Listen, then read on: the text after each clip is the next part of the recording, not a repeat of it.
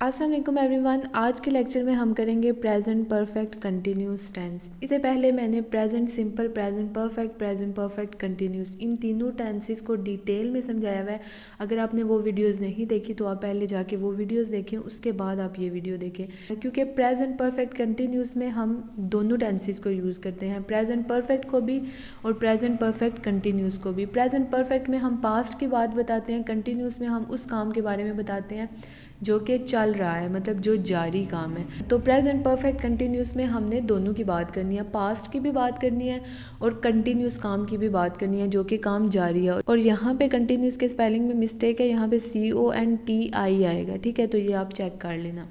तो perfect continuous का मतलब क्या है, मतलब परफेक्ट कंटिन्यूस टेंस में हम कौन से स्ट्रक्चर्स बनाते हैं, कौन से सेंटेंसेस यूज़ करते हैं या किस टाइम में हम इसको यूज़ करते हैं। तो सबसे पहले हम इसकी टाइमलाइन देखेंगे कि जैसे अगर आपके पास ये पास्ट है और ये आपके पास प्रेजेंट है, ये हमारे पास फ्यूचर है, ठीक है। तो पास्ट, जब हम पास्ट की बात करते हैं तो पर्टिकुलर टाइम नहीं बताते, तब हम परफेक्ट टेंस यूज़ करते हैं। और जब हम प्रेजेंट में कोई काम कंटिन्यूसली कर रहे होते हैं तो हम उसके लिए क्या यूज़ करते हैं, उसके लिए हम प्रेजेंट कंटिन्यूस यूज़ करते हैं। अब कोई ऐसा काम है जो हमने पास्ट के किसी टाइम में, जैसे यहाँ पे या यहाँ पे हमने कोई काम पास्ट में स्टार्ट किया है और अभी तक वो काम चल रहा है प्रेजेंट तक, तो उसके लिए हम क्या यूज़ करते हैं, उसके लिए हम present perfect continuous tense use करते हैं। उसके लिए हम क्या यूज़ करेंगे, उसके लिए कोई ऐसा काम जो हमने पास्ट के किसी टाइम में स्टार्ट किया है और वो अभी भी काम चल रहा है, ठीक है, तो उसके लिए हम क्या यूज़ करेंगे, present perfect continuous tense use करेंगे। एक तो इसमें टाइम इन्वॉल्व होता है, जैसे हम बोलते हैं सुबह से कर रहे हैं, कल से कर रहे हैं, 2 साल से कर रहे हैं, 1 साल से कर रहे हैं, 4 माह से कर रहे हैं, ठीक है, तो हम एक टाइम बताते हैं। कुछ स्ट्रक्चर्स ऐसे होते हैं जिसमें हम टाइम नहीं बताते, जैसे हम कहते हैं कि वो पढ़ता रहा है, वो जाता रहा है, वो खाता रहा है, उसमें हम क्या यूज़ करते हैं, उसमें ता रहा है, ठीक है, उसमें हम ये लास्ट में, वैसे मैं स्टूडेंट्स को मना करती हूँ कि आप लोग लास्ट में वो ना देखा करें कि है आ रहा है, था आ रहा है, लेकिन कुछ स्ट्रक्चर्स, कोई चंद एक ऐसे होते हैं जिसमें आपने वो चीज़ याद रखनी होती है, क्योंकि फिर वो आपको हेल्प करती है ताकि आप कंफ्यूज ना हो। तो ऐसे सेंटेंसेस आपने याद रखने हैं जिसमें कि टाइम इन्वॉल्व हो। दूसरा, जिसमें आप कहते हैं कि वो काम आप करते रहे हैं, मतलब आप करते रहे हैं या वो करता रहे, मैं जाता रहा हूँ, मैं खाता रहा हूँ, मैं पढ़ता रहा हूँ, मैं सीखता रहा हूँ, तो उनके लिए भी आप प्रेजेंट परफेक्ट कंटिन्यूस यूज़ करेंगे, ठीक है। तो इसमें हम यूज़ करते हैं, जब हम टाइम की बात करते हैं तो इसमें हम सिंस और फार यूज़ करते हैं। सिंस और फार की इससे पहले भी मैंने डिटेल में वीडियो दी हुई है, अगर आपने वो नहीं देखी तो आप जाके उस वीडियो को देखें कि सिंस का भी मैंने पढ़ाया हुआ है और फार का भी, लेकिन मैं एक दफ़ा फिर इसको एक्सप्लेन कर दूँगी अभी।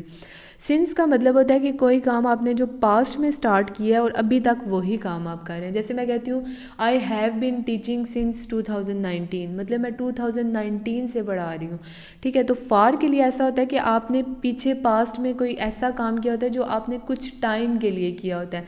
जैसे मैं कहती हूँ कि I have been teaching for 1 year, मतलब 2012 से लेकर 2013 तक मैंने 1 साल टीचिंग की है। तो जब हमने एक पर्टिकुलर टाइम, एक टाइम लिमिट दिया होता है या टाइम पीरियड दिया होता है हमने कि इस टाइम पीरियड में हमने काम किया, तो हम उसके लिए क्या यूज़ करते हैं, हम उसके लिए फॉर यूज़ करते हैं। लेकिन सिंस हम कब यूज़ करते हैं, सिंस हम तब यूज़ करते हैं जब हम कहते हैं कि वो काम हमने पास्ट में स्टार्ट किया था, लेकिन अभी प्रेजेंट का जो भी अभी टाइम चल रहा है, मैं अभी भी वही काम कर रही हूँ, तो उसके लिए हम क्या यूज़ करते हैं, उसके लिए हम सिंस यूज़ करते हैं। फॉर हम यूज़ करते हैं एक टाइम लिमिट, मतलब 2 साल, 4 साल, 2 माह, 2 वीक्स, इस तरह से जो हम टाइम यूज़ करते हैं उसके लिए हम यूज़ करते हैं फॉर। आई होप सो कि आपको सारा क्लियर हो गया होगा। अब हम इसके स्ट्रक्चर्स देख लेते हैं। स्ट्रक्चर्स में इसके भी 3 स्ट्रक्चर्स होंगे जैसे कि बाकी सेंटेंसेस के होते हैं, एक पॉजिटिव होगा, एक नेगेटिव और interrogative.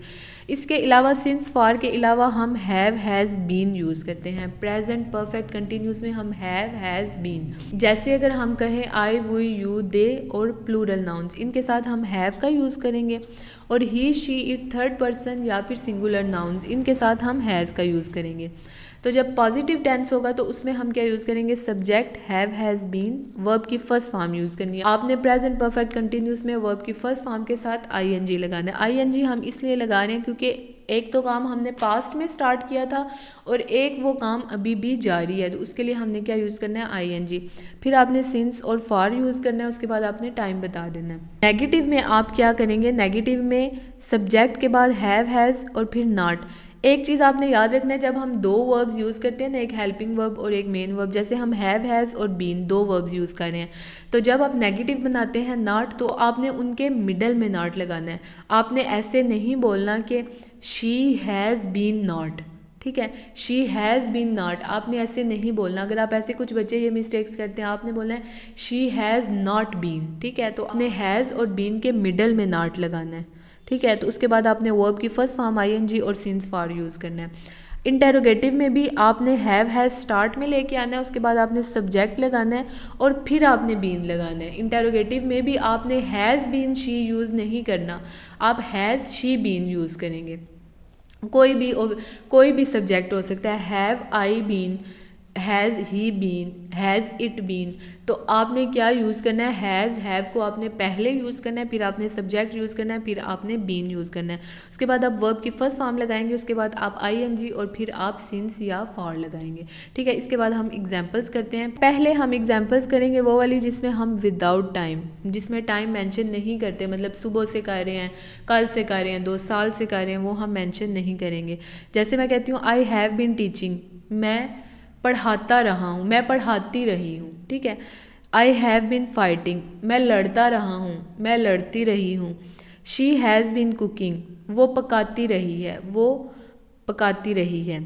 He has been waiting, वो इंतज़ार करता रहा है, वो इंतज़ार करता रहा है। तो जब भी आपने इस तरह से यूज़ करना है ना कि वो इंतज़ार करता रहा है, वो खाता रहा है, वो जाता रहा है, वो सोता रहा है, तो इसमें टाइम नहीं होगा। तो वो भी आपने किस में यूज़ करने हैं सेंटेंसेस, वो भी आपने प्रेजेंट परफेक्ट कंटिन्यूस में यूज़ करने हैं। इसके बाद हम यूज़ करेंगे विद टाइम। विद टाइम मतलब जब कि हमें टाइम पता होगा कि वो सुबह से पढ़ाता रहा है, वो 2 साल से पढ़ाता रहा है, वो 1 साल से पढ़ाता रहा है। पॉजिटिव में है I have been working on this project for 2 weeks, मतलब मैंने इस प्रोजेक्ट पे 2 वीक्स काम किया, ठीक है, मैंने इस प्रोजेक्ट पे 2 वीक्स। ऐसा नहीं हुआ कि मैंने पहले काम स्टार्ट किया और अभी भी मैं उसी प्रोजेक्ट पे काम कर रही हूँ। तो मैंने इस प्रोजेक्ट को 2 वीक्स दिए हैं, तो इस वजह से मैंने यहाँ पे क्या लिखा है, for 2 weeks. She has been studying English since last year, मतलब ऐसा हुआ है कि she has been studying English since, मतलब ऐसा हुआ है कि उसने ना लास्ट ईयर इंग्लिश सीखनी स्टार्ट की थी, तो वो अभी भी इंग्लिश ही सीख रही है। ऐसा नहीं हुआ कि उसने 2 मंथ के लिए कोई कोर्स किया और उसके बाद उसने सीखनी बंद कर दिया या उसके बाद उसने सीखनी छोड़ दी है, ठीक है। लेकिन वैसे भी अगर कोई भी लैंग्वेज है, अगर आपने उसको सीखना है तो आपको उसको प्रॉपर सीखना पड़ेगा। आप ऐसे नहीं कर सकते कि आप बोलें कि मैं 2 माह का कोर्स करूँगी और उसके बाद मुझे कंप्लीट इंग्लिश आ जाएगी। वो एक मुकम्मल प्रोसेस होता है। अगर आपको कोई भी लैंग्वेज सीखनी है तो आपको उसको टाइम देना पड़ेगा और ग्रेजुअली आपको सीखनी पड़ेगी और आहिस्ता आहिस्ता कंसिस्टेंसी से आपको उस लैंग्वेज को सीखना पड़ेगा। We have been living in this city for 5 years। अब यहाँ पे हम फॉर एग्जांपल हम किसी सिटी के बारे में बात कर रहे हैं, तो हम कहते हैं कि हम इसमें 5 years हमने स्टे किया है, ठीक है। अब हमने मतलब कोई भी 5 साल हो सकते हैं, वो आज से 5 साल पहले हो सकता है, कोई भी 5 साल का टाइम हो सकता है जिसमें हम उस जगह पे रहे हैं, ठीक है, हम उस जगह पे रहे हैं।